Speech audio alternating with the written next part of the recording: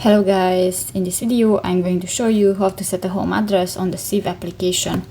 But first of all, I just want to mention, please don't forget to subscribe to our channel, because at 100,000 subscribers we are going to show you all YouTube revenue statistics and growth strategy how to make money online. So let's jump into it. First of all, open the application on your device.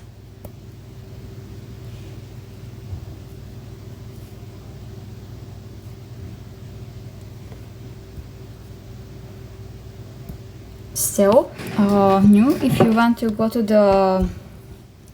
set the home address, go to the lower bar, click to the last button, the account, and in general section you can find the second option, the home address. Click that, and if you want to add, just click to the set home address option,